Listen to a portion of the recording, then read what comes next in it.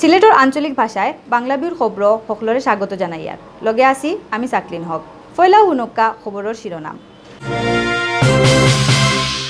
কোম্পানিগঞ্জর দোলাইগাঙ্গ আবারও নৌকা ডুবিয়া এক মাঝিরে পাওয়া যান না। এর আগে গতকাল নাইও ইউনিভার্সিটির ছাত্ররে এবো তুকাইয়া পাওয়া গেছে না। আইজও বাঙ্গা হইছে সিলেটর সুরমাগাঙ্গর ফারর অবৈধ দোকান। ইলান বাঙ্গাবাঙ্গি আরও চলব হইসইন ম্যাজিস্ট্রেটে। অত সময় হুঞ্চিলা শিরোনাম, এখন হুনক্কা বিস্তারিত। একদিনের ব্যবধানে সিলেটর কোম্পানিগঞ্জ উপজেলার দোলাইগাঙ্গ আবারও নাও ডুবার ঘটনা ঘটছে।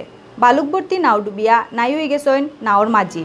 স্থানীয় মানুষে কইসইন সোমবার দুপুর 1টার দিকে দোলাইগাঙ্গর নয়াবাজার এলাকাত খালি বলগেট নাওর ঠেলা লাগিয়া বালুক বড়া আরেক বলগেট নাও ডুবি গেছিল।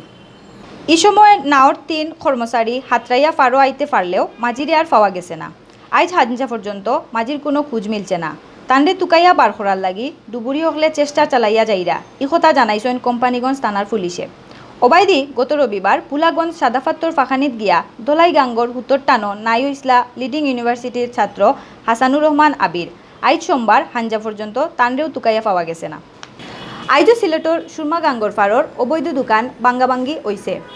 আগর দিন কুল্লা খান দুপুর তাকি জেলা প্রশাসন, সিটি কর্পোরেশন ও পানি উন্নয়ন বোর্ডের মানুষ মিলিয়া কাজিরবাজার সাইডে দি বাক্কা দোকান বাংসইন।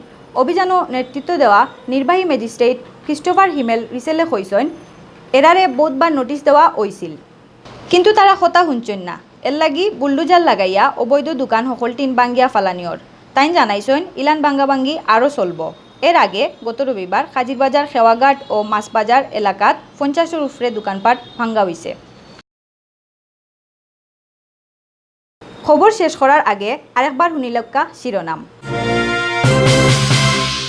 কোম্পানিগঞ্জর দোলাইগাঙ্গ আবারও নৌকা ডুবিয়া এক মাঝিরে পাওয়া যান না।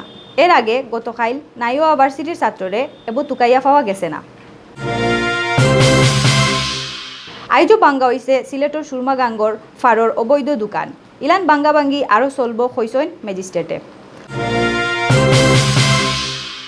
অতবিল লগে থাকার লাগি আপনারারে ধন্যবাদ।